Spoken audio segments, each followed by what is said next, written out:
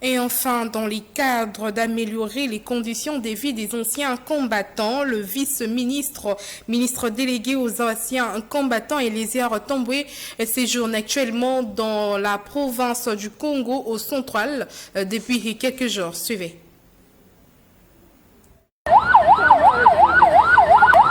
C'est sous un soleil de plomb que le ministre délégué à la défense nationale en charge des anciens combattants, Eliezer Tambwe, a foulé lundi les sols de la ville portuaire de Matadi pour une mission officielle. Ses déplacements au Congo central, deuxième étape de sa tournée après l'espace Kassai, rentre dans le cadre d'une mission d'itinérance amorcée pour l'opération d'identification, récupération et valorisation de tous les patrimoines des anciens combattants. Le ministre délégué à la défense s'est offert un bain de foule impressionnant. Bien après les honneurs militaires, la foule, constituée notamment des militants de l'Action commune pour la République, a marqué d'une encre indélébile ces moments historiques par des chants et des scènes de liesse.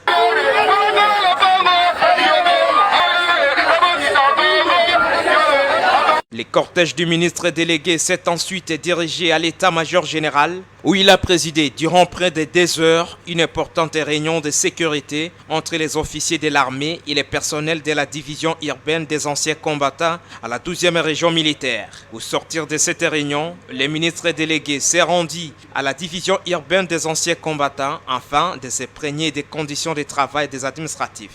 Eliezer Tambwe a échangé avec 2 anciens combattants, tous âgés de 91 ans. Ces 2 vétérans ont combattu aux côtés des Flamands et Soudanais entre les années 60 et 65. Sur base des informations lui fournies par les chefs de division, le ministre délégué à la défense nationale a entrepris quelques contacts avec les responsables des parcelles construites dans la concession des anciens combattants. Au-delà de l'inspection surprise, le ministre délégué a reçu la bénédiction octogénaire à épouse d'un ancien combattant satisfaite de l'avoir rencontré, une première depuis qu'elle vit en République démocratique du Congo. Les conditions de travail de ceux qui travaillent au sein du ministère des anciens combattants.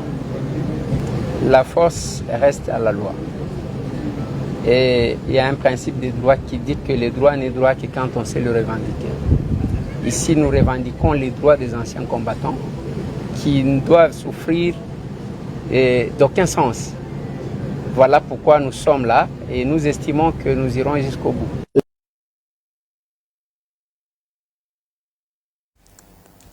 Nous sommes arrivés à la fin de cette édition du journal. Mesdames, Messieurs, merci de nous avoir suivis. Nous vous demandons de rester branchés à votre chaîne de référence Antena. Quant à moi, je vous donne rendez-vous demain matin à 7h30 pour une nouvelle édition. Au revoir.